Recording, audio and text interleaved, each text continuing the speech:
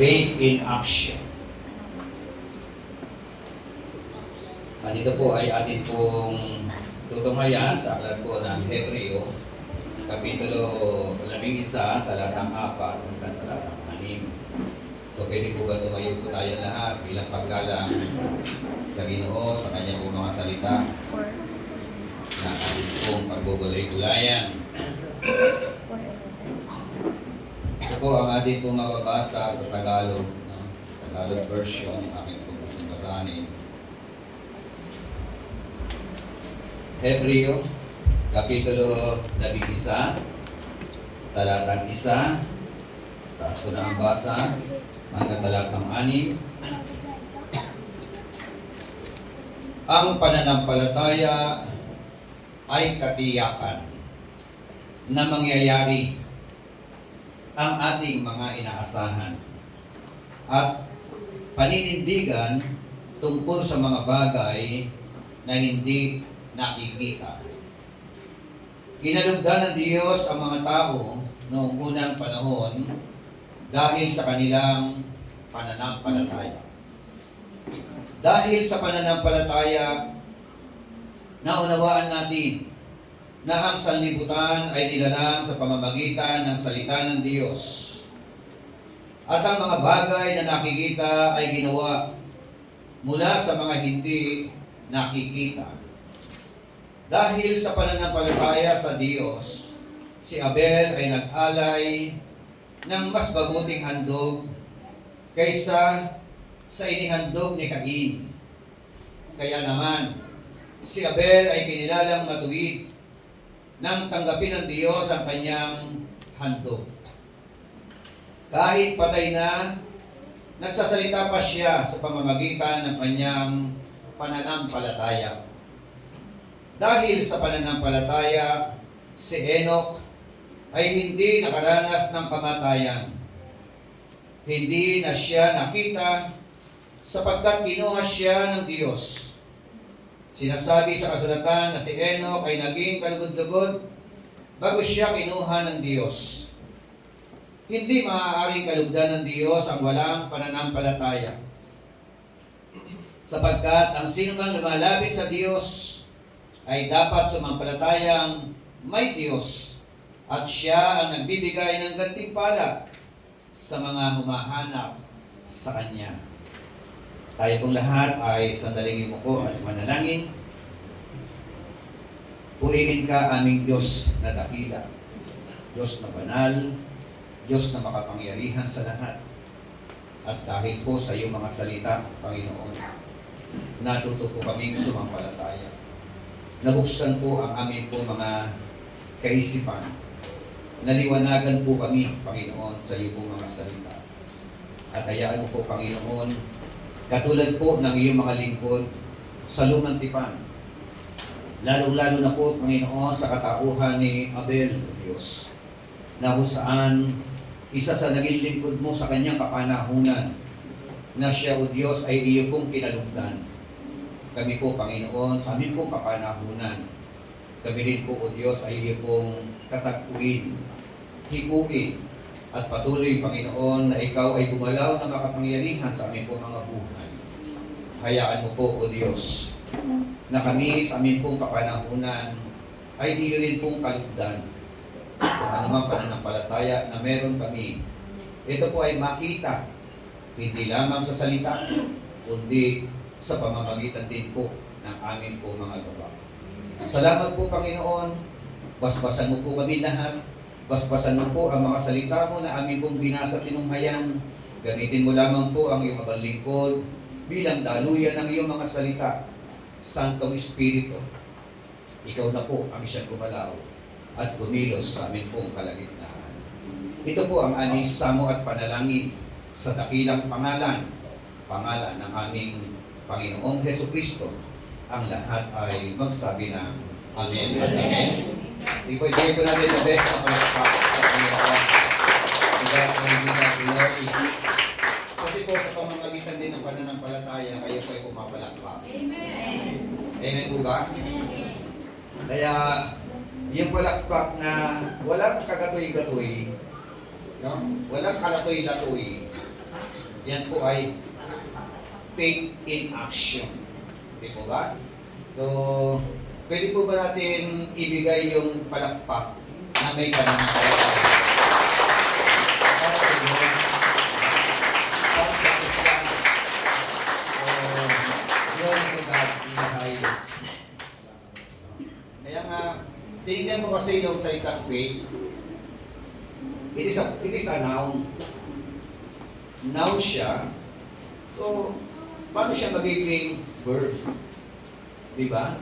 Yung noun, paano maging verb? No? Marami sa atin alam noun. Hanggang noun lang. Diba? Pero walang action. Tama? Kulang ng action. Amen?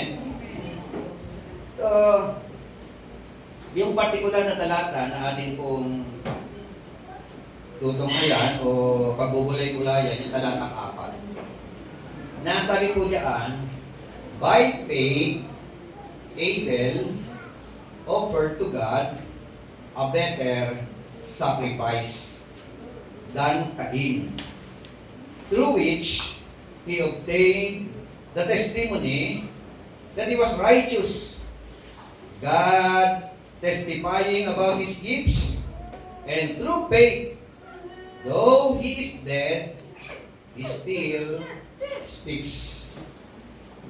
Amen.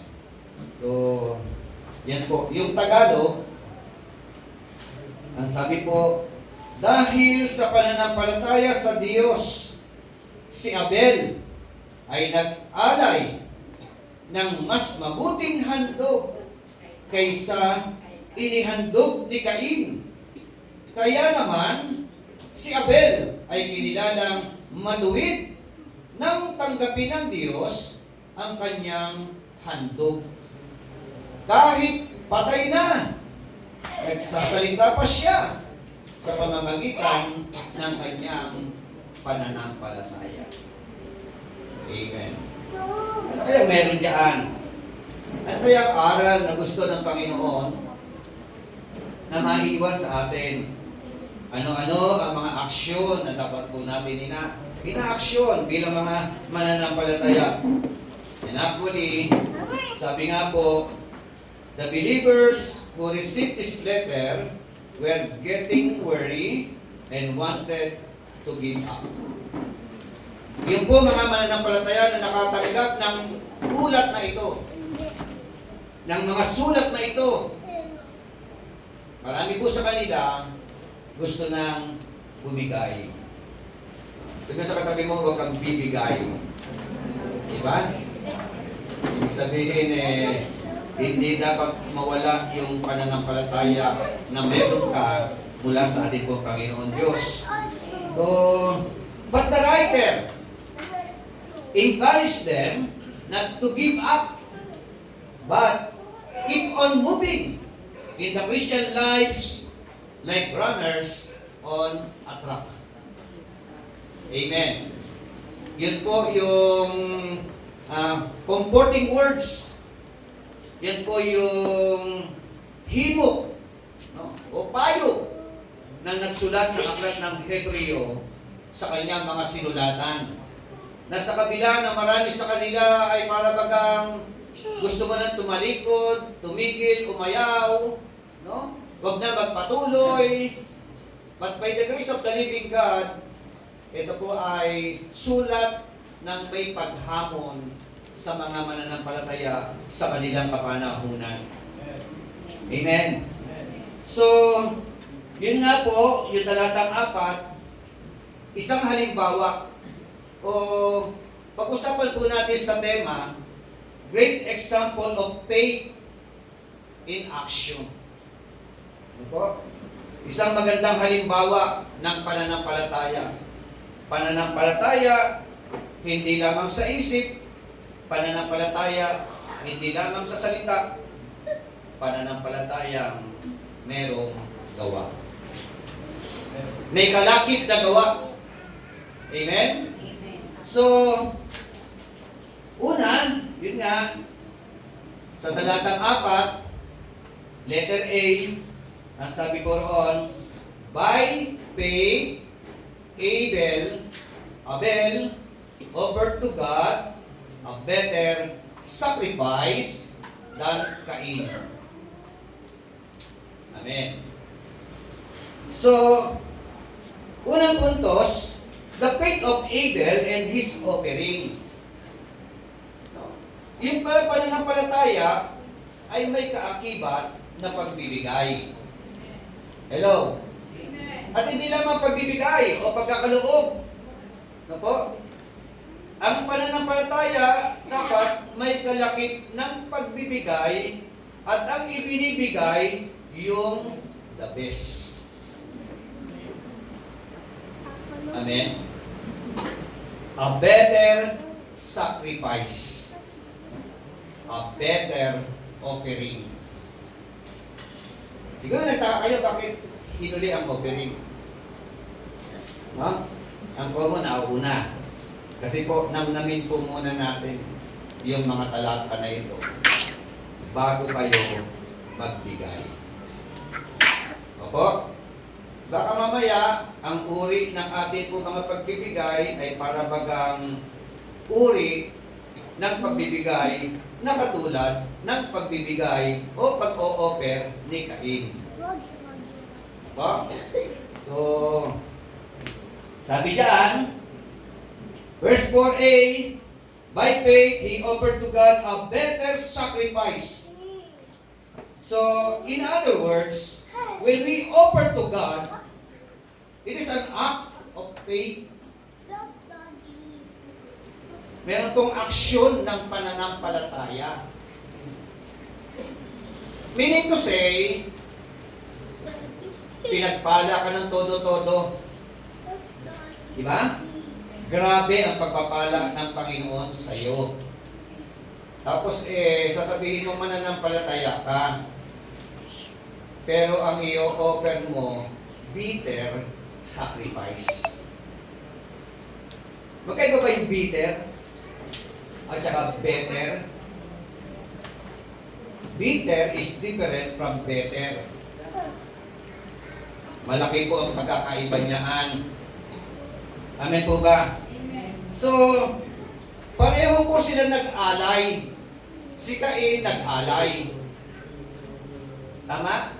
Si Abel nag-alay. Ang tanong, pareho po ba silang kinalugdan ng Panginoon? Sino ang kinalugdan ng Diyos? Si Abel. Sino po yung gustong kalugdan ng Diyos sa kanyang pagkakaloob? Parang walang gusto mag-amen. Palakpakan po natin ang Panginoon. Nag-glory be the glory. Yun pala yun. No? Malaking bagay pala yun sa mata ng ating Panginoon Diyos. Take note ha. God bless us so much. Overwhelming ang mga blessing natin. Tama po ba? Sino po yung ito nakakaranas ng overwhelming na blessing? Amen. Overwhelmed pala eh. Ngayon po, ano po yung ating pong gratitude doon sa nagbigay ng blessing? Better. Better? Better. O better? Diba? Okay. Ang lakas ng loob natin sabihin, better. But in reality, sa puso lang. Hello? Amen. Wala sa gawa. Tama? So, pinagpala tayo ng ating Panginoon Diyos. Kung gusto po natin bumuhos ang masaganang pagpapala, not just only in one aspect of our life, pagpalain din po natin ang gawain ng Panginoon. Amen? Pumalakpak po. Habang yung binugulay-gulay ko nga ito, sabi nga rito his offering was an act of faith. Meaning to say, okay lang kung maliit ang biyaya mo, di ba? Konti ang kinikita mo. Konti rin ang kaloob. Hindi ko napakinggan ninyo. Pag malaki ang kita mo, malaki rin ang kaloob. Tama ba? It is an act of faith. Sabi natin, may pananampalataya tayo. Binuhusan ka ng pagpapalang sa kanan ng Panginoon. Pero pag nagbigay sa gawain ng Panginoon, sorry po. Are you with me? So, sabi niya, he offered the best of his flock to God. Amen? Offering the best.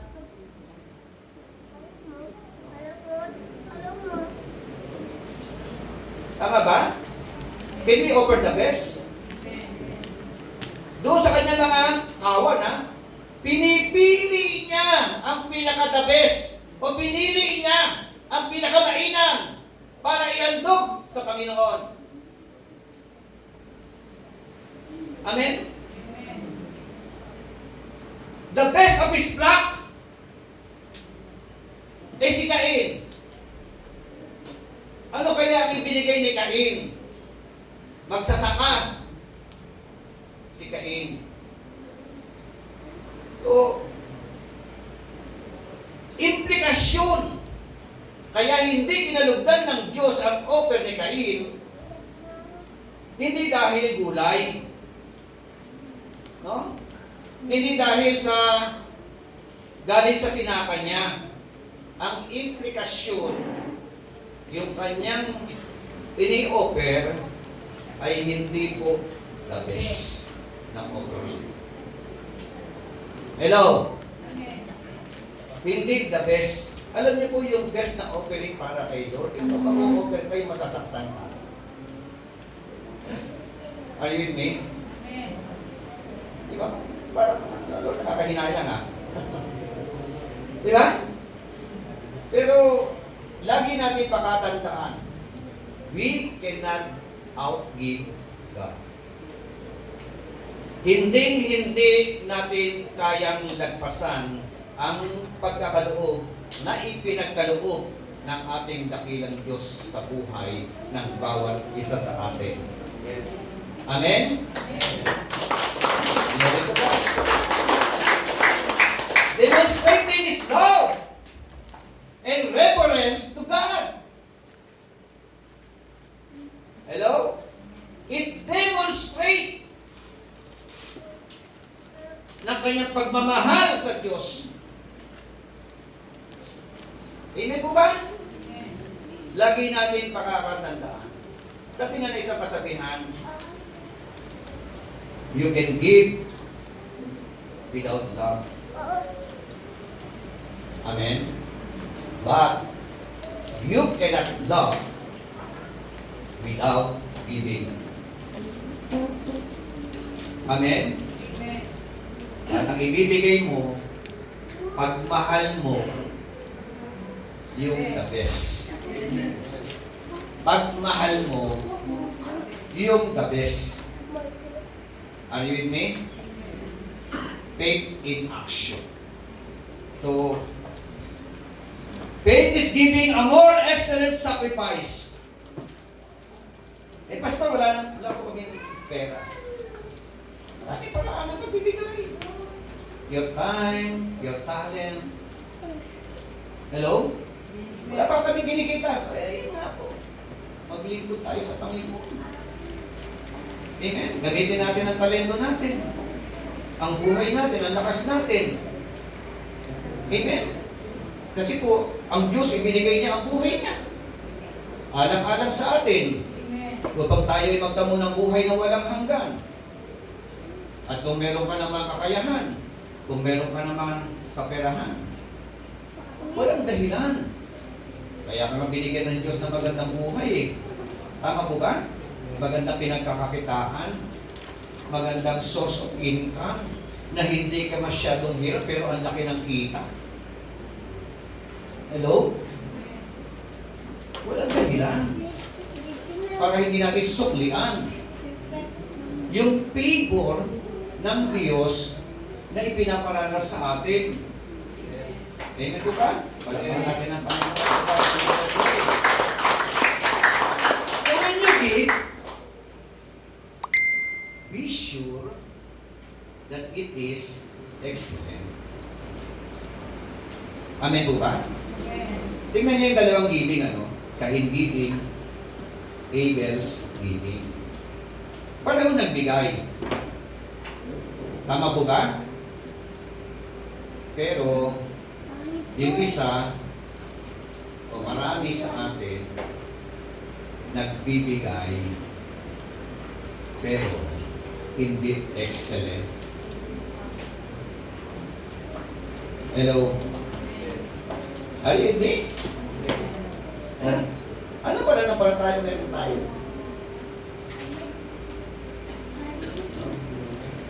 Opo, wala namang maliligtas diyan eh. Wala namang kinalaman sa kaligtasan. Diba? Pero, in the very sight of God, diba? Yung puso mo na nagbibigay, tinitingnan ng ating Panginoon. Amen? So, His sacrifice verified His right standing with God. Amen? Is it true?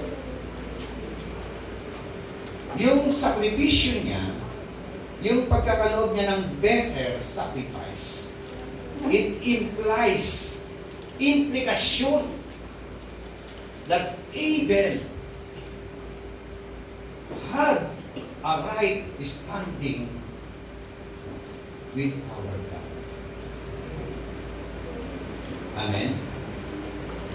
So, isa po sa pamantayan po yun. Biblical po.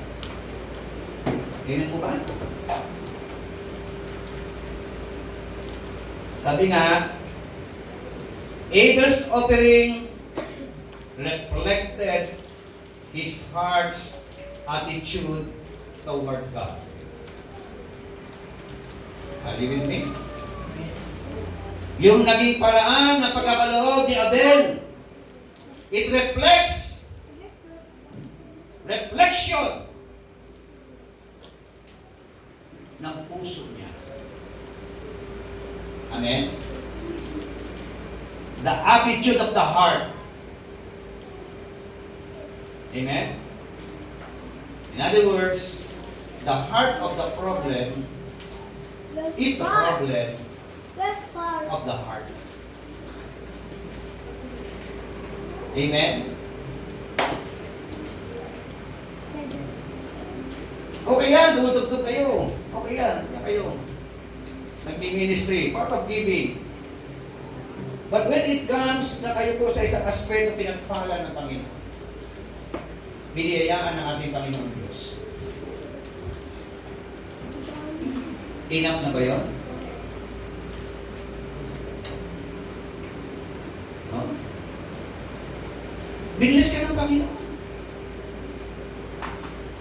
Hindi pa po pwedeng pagpalain mo rin naman ang gawain ng Panginoon. Are you with me?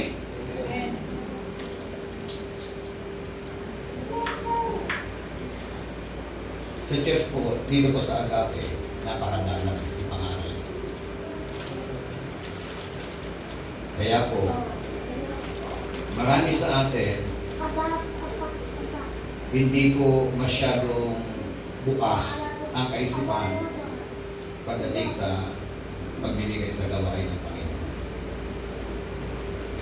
Hello? Pero hindi natin alam, ang Diyos po ay nakatunghay. Tama ba? Nakamasid din sa atin. Naalala nyo yung nagbigay doon sa aklat ng Lucas? Dito nakatingin si Christ. Meron doon mayaman, nagbigay ng ikapo. Di ba? At meron doon na pulubi, nagbigay ng pusing. Pero yung pusing na yun na yung buhay niya. Yung nagbigay ng malaki, dahil malaki ang kita, no? Hindi naman pinulugdan ng Lord. Nagbigay ng ikapo. Ang pinalugdan ng Panginoon Yung nagbigay ng bukas sa kalooban kahit yun ang halos ang kanyang ikabubuhay. Hindi ko pa sinasabing lalo na wala ka na. Pero pagka tibok ng puso, no? Kasi ang pinakaano dito sa atin, marami sa atin dito ang tumiginhawa. Gumaganda ang buhay, may mga magandang trabaho, may magandang source of income, pero pag sipatin mo, Sister Sally, Ate Vicky, yung kanilang mga tights and offering, ano ba? Better po ba? Better. Hello? Sino yung gusto kalugdan ng Diyos? Amen. Di ba si Cornelio kinalugdan ng Diyos? Bakit siya kinalugdan? Giver! Mapagbigay! Take note ha, unbeliever yun. Non-Christian yun. But when it comes to giving, when it comes to charitable giving or sacrificial giving, hindi mo siya matatawaran. Ano sabi ng kwento? Nakita ng Diyos yung kanya pagiging generous. Oh, ito po. Kung nakikita ng Diyos ang pagiging generous ni Cornelius, ni Abel, nakikita rin ng Diyos ang ating pagiging mga kuripot.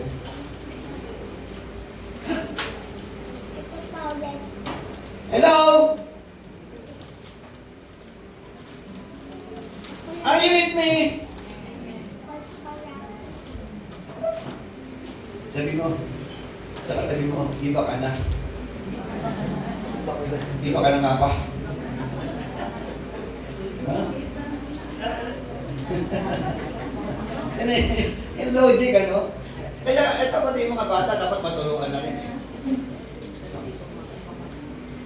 Kasi mahalaga po na nakita natin yung mga katotohanan. Heart's attitude po ito.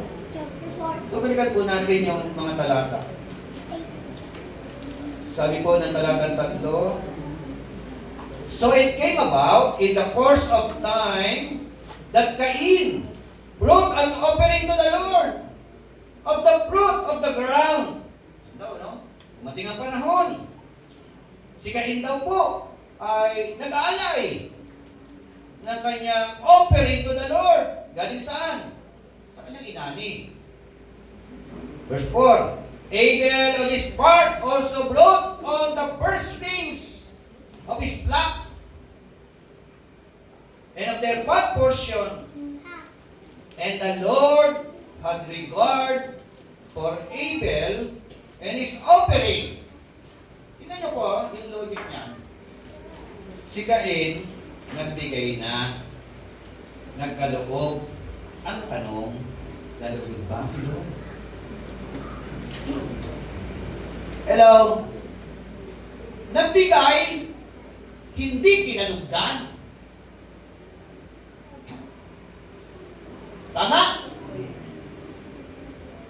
Lalo na yung mga hindi nagbibigay. Hello?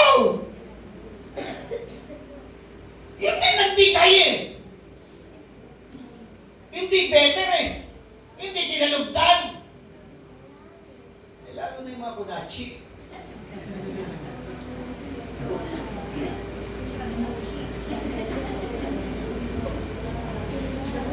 Tama ba? Kakalugdan pa yung mga hindi nagbibigay.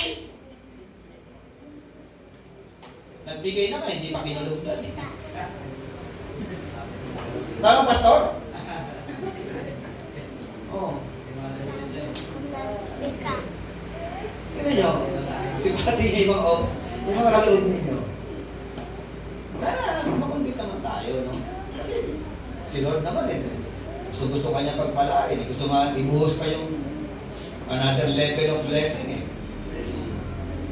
Kaya lang, nangyayari na start na sa atin ang blessing. Eh, ano no? So,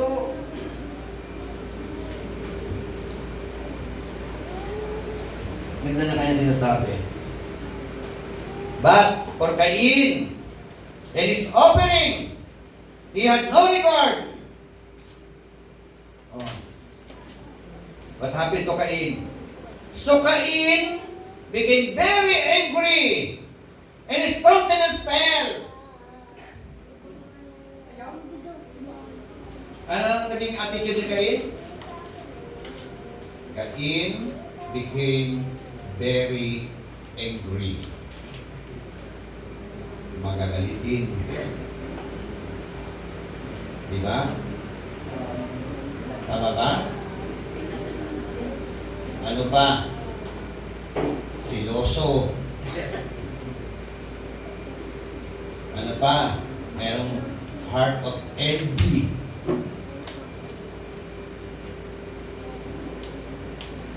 Ganun pala yun.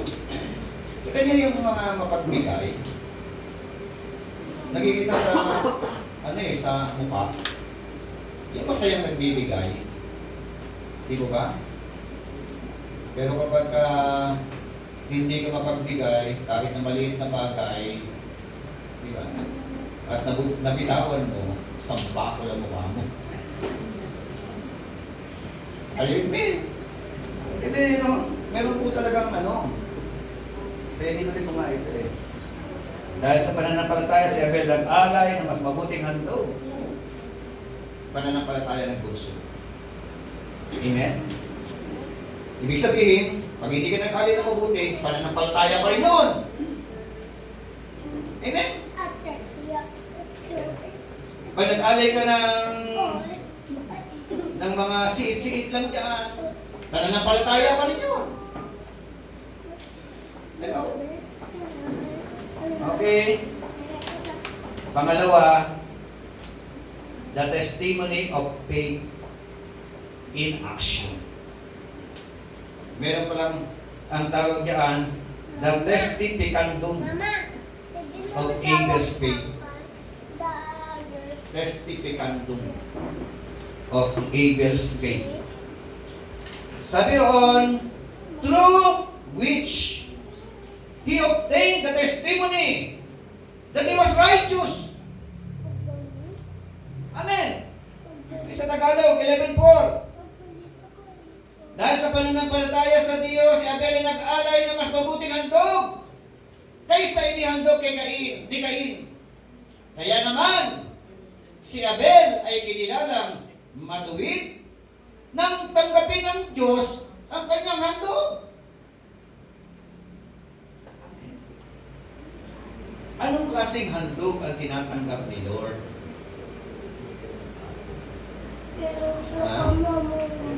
What kind of offering yung accepted kay Lord? Mula sa puso. Kasi pag mula sa puso yan, ibibigay mo yung excellent. Sabi nung iba, bisya mula sa puso. Kaya kumita po ako ng 100,000. 500 po mula sa puso.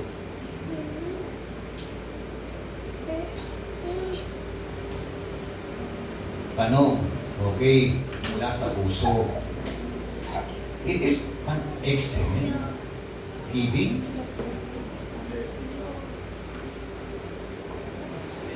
Excellent ba yan?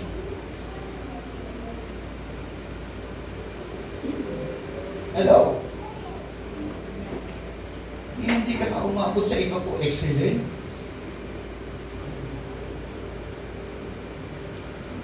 Bukas sa loob, hindi nagpipilitan. Yan ang pusang loob ko. Out of context na po. Nasa 2 Corinthians 9:6 yun. Ang issue doon, giving doon sa Jerusalem Church. sacrificial giving para sa kabilang simbahan na ipapatayo. Natutulungan yung mga mahihirap.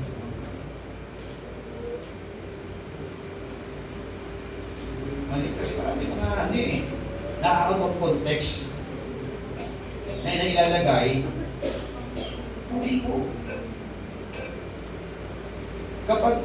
Kasi po, ang giving, proportion. In proportion. Ano po? Pag malaki ang kita, malaki ang kaloob. Proportion. Balance. Pag maliit ang kita, maliit ang kaloob. Tama ba? Yung logic, yung yan ang gusto ni Lord. Yan ang tamang paraan. Hindi. Naglalakihan ang ating mga kita. Ang mga blessing, diba? Pero pagdating sa pagbibigay sa gawain ni Lord, parang gusto kumanta ng hihinayang. Ng hihinayang.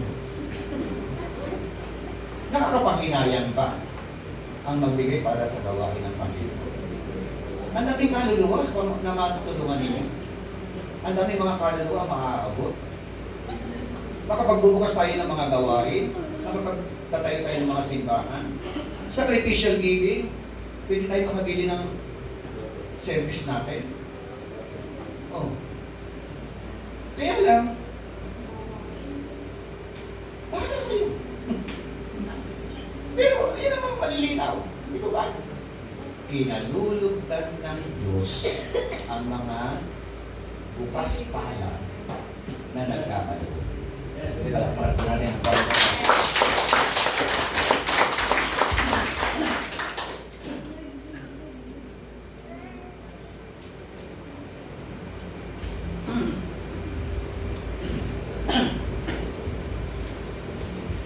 The testific unto of Jesus, through which he obtained the testimony that he was righteous.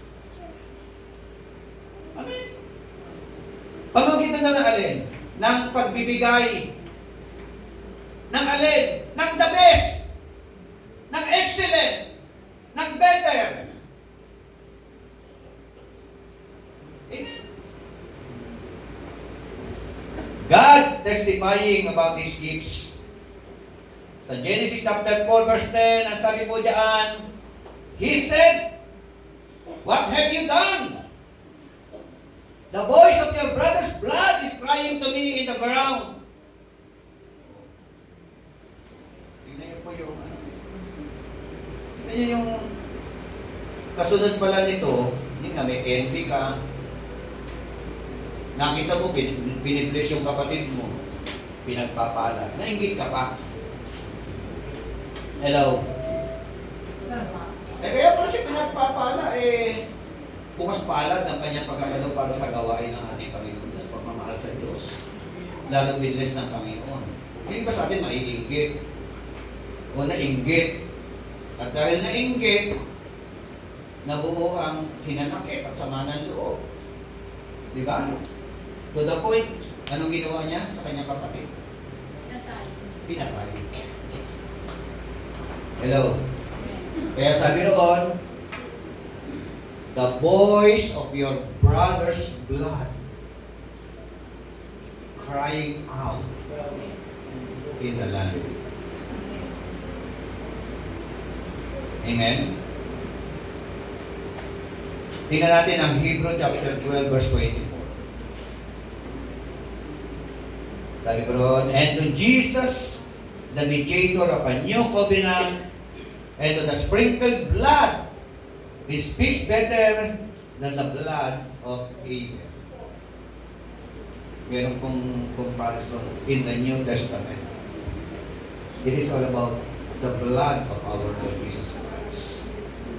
Amen? Yung blood ng ating Panginoon na sprinkle. It is a better covenant. It is a new covenant. But in the Old Testament, when Cain killed the first murder, Abel, his blood is crying out.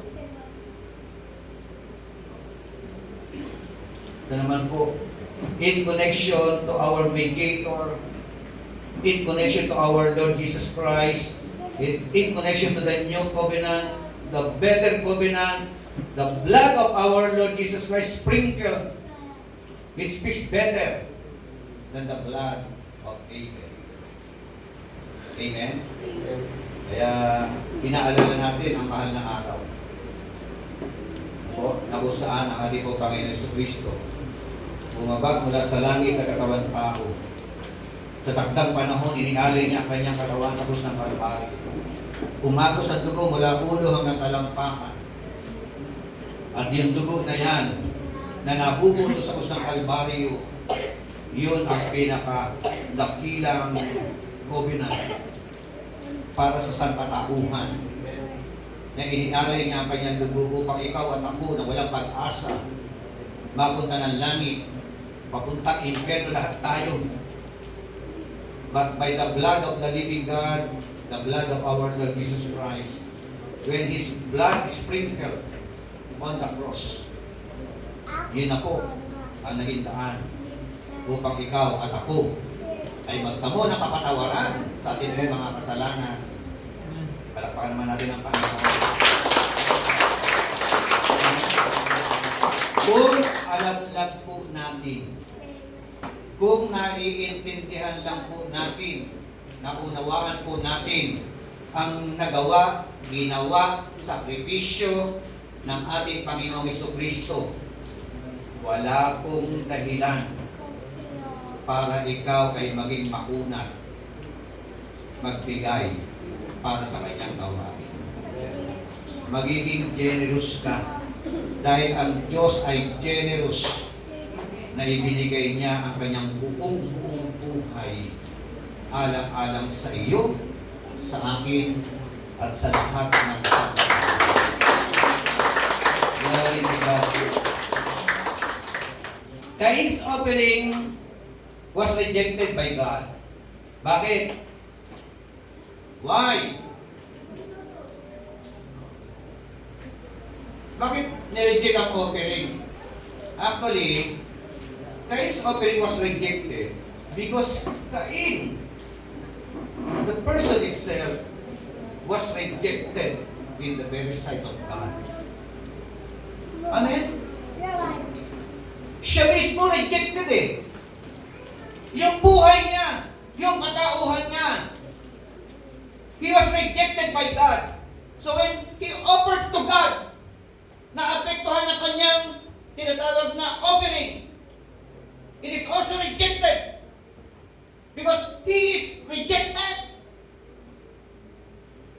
When you are rejected, ang ibibigay mo sa kanya, hindi the best. Tama?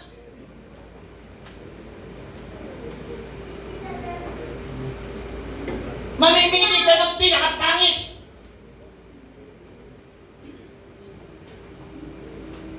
Kasi ikaw mismo, pinakapangit sa harapan ng Panginoon Diyos. Amen? Glory to God. Genesis 4:7.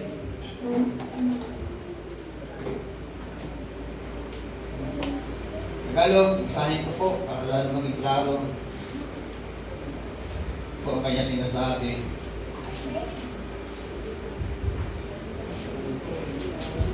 Genesis chapter 4 verse 7.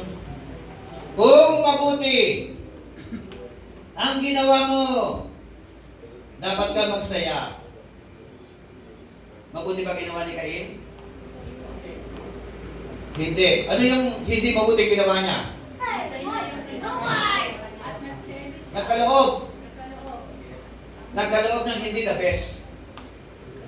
Hindi mabuti yun. Tama? Hindi mabuti sa harapan ng Panginoon nyo. Pag nagbigay ka nga, hindi naman the best. Okay. Kaya sabi ni Lord, kung mabuti ginawa mo, magsaya ka. Kung masama naman, ang kasalanan ay tulad ng mabangis na hayop na lagi nag-aabang upang lapain ka. Ano ibig sabihin dito? Ibig ba sabihin, Kasalanan pala yun. Yung magbibigay ka, hindi the best. Hello? Tama? At ito lang po ay parang mabangis na hayop na anytime may lalapain ka. Oh. Kaya later on, sa halip na mag-repent, nilapa po siya ng mabangis na hayop. No? Nilapa po siya ng kanyang damdamin to the point na patayin niya yung kanyang kapatid. Hello? Pangatlo, the legacy of faith in action. Legacy. Sabi po ng verse 40, and through faith, though he is dead, he still speaks. Amen? Through faith. No? Sa pamamagitan ng pananampalataya, patay na siya, pinag-uusapan pa siya. Amen? Sa pamamagitan ng pananampalataya, katulad yung mga biyanan namin, yung makakalimutan yun. Pinatatay ako po, Nanay Juliana. Para sa akin, nangungusap pa yung kanyang pagiging generous eh. Di ba? Brother Kim, ano, inabutan nyo? Sister Flor, Sister Tina. Bago magpasko, nag-iipon na yun ng mga pambigay.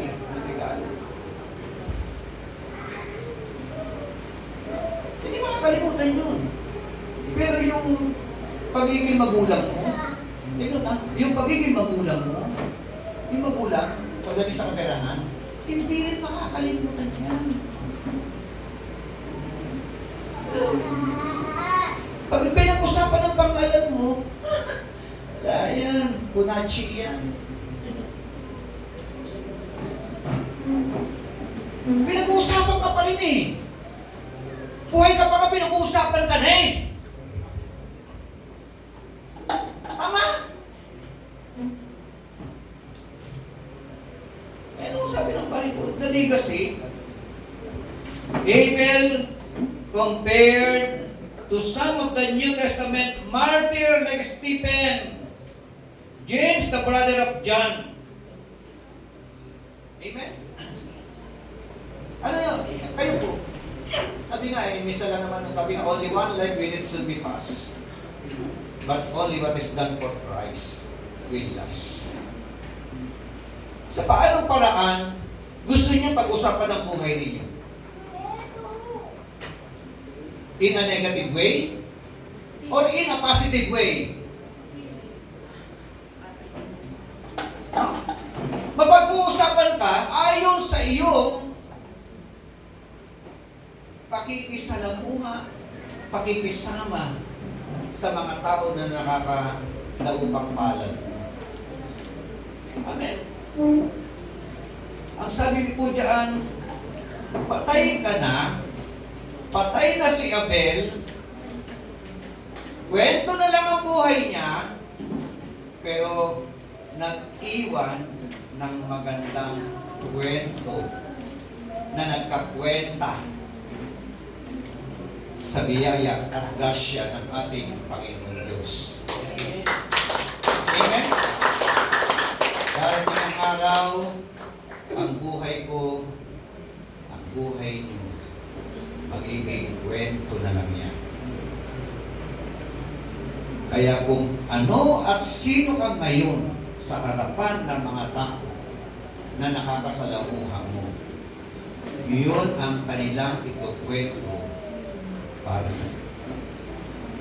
Kaya ang hamon ko sa bawat isa po sa atin, gandahan mo ang kwento ng buhay mo sa pamamagitan ng biyaya at grasya ng Panginoon na nasa atin habang tayo po ay mga nangabubuhay pa sa ating pong kapanahonan. Tayo po tayong lahat. These people are not witnessing what we are doing. Abel are not witnessing what we are doing. But Abel bearing witness to us. Amen? Like Enoch, like Moses, they are the heroes of faith. Church, tapos na sila. Yung henerasyon nila, tapos na. This is my generation. This is your generation. This is our generation. Ulitin ko po, always remember, only one life. God has given each every one of us. Will it soon be past? But only what is done for others through Christ, it will last forever. Amen? Glory to God. Kumusta ka po ngayon sa harapan ng ating Panginoon? So, like Abel, sabi ulit ng Genesis chapter 4, Hebrew 11, verse 4, Abel give a better offering. Mag-o-offer po tayo ng ating po mga kaloob para sa gawain ng ating po Panginoon Diyos. Ulit ko, si Cain nagbigay, pero hindi kinaligtan. Si Abel nagbigay ng the best, excellent, kinalugdan. Lalo na kung hindi ka magbibigay. Amen?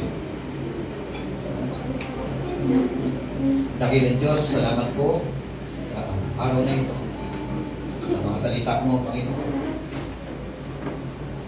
Aming narinig na pag-aralan about faith in action. Help us, Lord, na ang pananampalataya, meron kami makita po ito sa gawa. Sa aming po mga sakripisyo, paglilingkod, pagbibigay ng talento, pagkakaloob, Panginoon. Lalo tigit ko kami po ay too much blessed of God in a material world.